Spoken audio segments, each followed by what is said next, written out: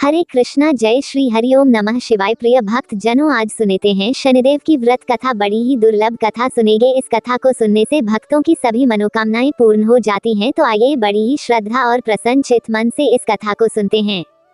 चलो कथा सुनाते हैं। एक समय स्वर्गलोक में सबसे बड़ा कौन के प्रश्न पर 9 ग्रहों में वाद विवाद हो गया। विवाद इतना बड़ा कि परस्पर भयंकर युद्ध की स्थिति बन गई। निर्णय के लिए सभी देवता देवराज इंद्र के पास पहुंचे और बोले, हे देवराज, आपको निर्णय करना होगा कि हम में से सबसे बड़ा कौन है। देवताओं का प्रश्न सुनकर देवराज इंद्र उलझन में पड़ गए। इंद्र बोले, मैं इस प्रश्न का उत्तर देने में असमर्थ हूँ। हम सभी पृथ्वीलोक में उज्जयिनी नगरी में राजा विक्रमादित्य के पास चलते हैं। देवराज इंद्र सहित सभी ग्रह देवता उज्जयिनी नगरी पहुंचे। महल में पहुंचकर जब देवताओं ने उनसे अपना प्रश्न पूछा तो राजा विक्रमादित्य भी कुछ देर के लिए परेशान हो उठे, क्योंकि सभी देवता अपनी अपनी शक्तियों के कारण महान थे। किसी को भी छोटा या बड़ा कह देने से उनके क्रोध के प्रकोप से भयंकर हानि पहुंच सकती थी।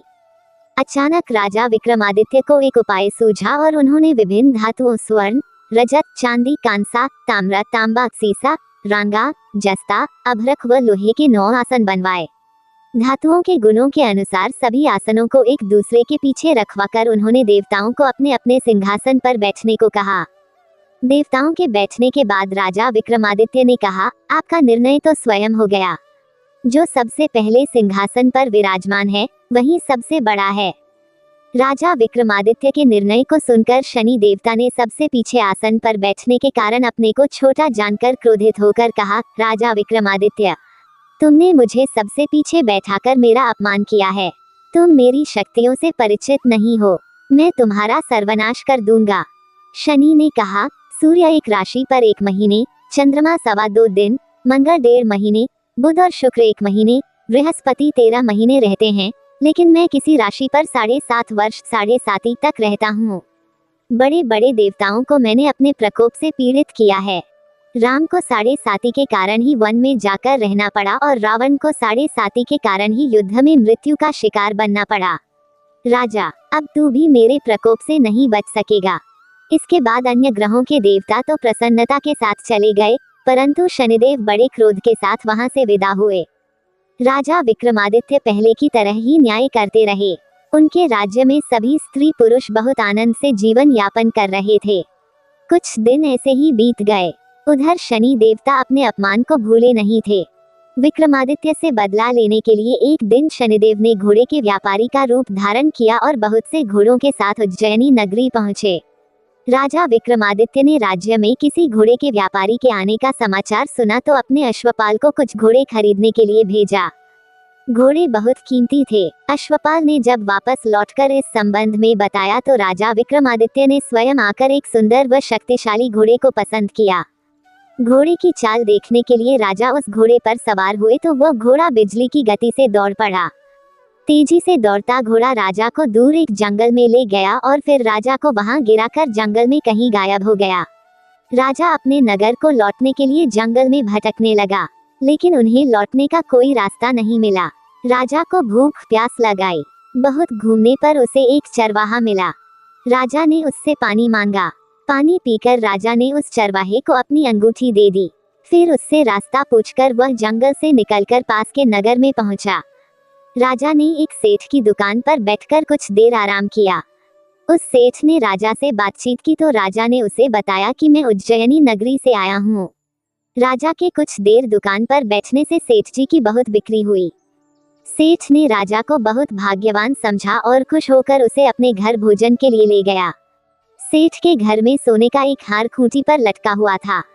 राजा को उस कमरे में छोड़कर सेठ कुछ देर के लिए बाहर गया। तभी एक आश्चर्यजनक घटना घटी। राजा के देखते देखते सोने के उस हार को खूंटी निगल गई। सेठ ने कमरे में लौटकर हार को गायब देखा तो चोरी का संदेह राजा पर ही किया, क्योंकि उस कमरे में राजा ही अकेला बैठा था। सेठ ने अपने नौकरों से कहा कि इस परदेसी को रस्सियों से बांधकर नगर के राजा के पास ले चलो। राजा ने विक्रमादित्य से हार के बारे में पूछा तो उसने बताया कि उसके देखते ही देखते खूंटी ने हार को निगल लिया था। इस पर राजा ने क्रोधित होकर चोरी करने के अपराध में विक्रमादित्य के हाथ पांव काटने का आदेश दे दिया। राजा विक्रमादित्य के हाथ पांव काटकर उसे नगर की सड़क पर छोड़ दिया गया। कुछ दिन बाद एक तेली उसे उठाकर अपने घर ले गया और उसे अपने कोल्हू पर बैठा दिया। राजा आवाज देकर बैलों को हाँकता रहता। इस तरह तेली का बैल चलता रहा और राजा को भोजन मिलता रहा। शनि के प्रकोप की 7.5 पूरी होने पर वर्षा ऋतु प्रारंभ हुई। राजा विक्रमादित्य एक रात मेघ मल्हार गा रहा था कि तभी नगर के राजा की लड़की राजकुमारी मोहिनी रथ पर सवार उस तेली के घर के पास से गुजरी। उसने मेघ मल्हार सुना तो उसे बहुत अच्छा लगा और दासी को भेजकर गाने वाले को बुला लाने को कहा। दासी ने लौटकर राजकुमारी को अपंग राजा के बारे में सब कुछ बता दिया। राजकुमारी उसके मेघ मल्हार से बहुत मोहित हुई, अतः उसने सब कुछ जानकर भी अपंग राजा से विवाह करने का निश्चय कर लिया।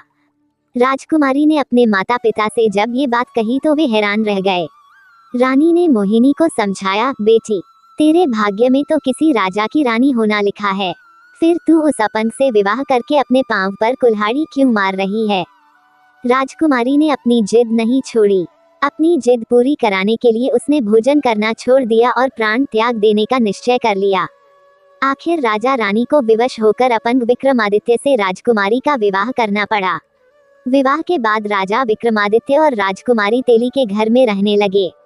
उसी रात स्वप्न में शनिदेव ने राजा से कहा, राजा, तुमने मेरा प्रकोप देख लिया, मैंने तुम्हें अपने अपमान का दंड दिया है। राजा ने शनिदेव से क्षमा करने को कहा और प्रार्थना की, हे शनिदेव, आपने जितना दुख मुझे दिया है अन्य किसी को न देना। शनिदेव ने कुछ सोचकर कहा, राजा, मैं तुम्हारी प्रार्थना स्वीकार करता हूँ।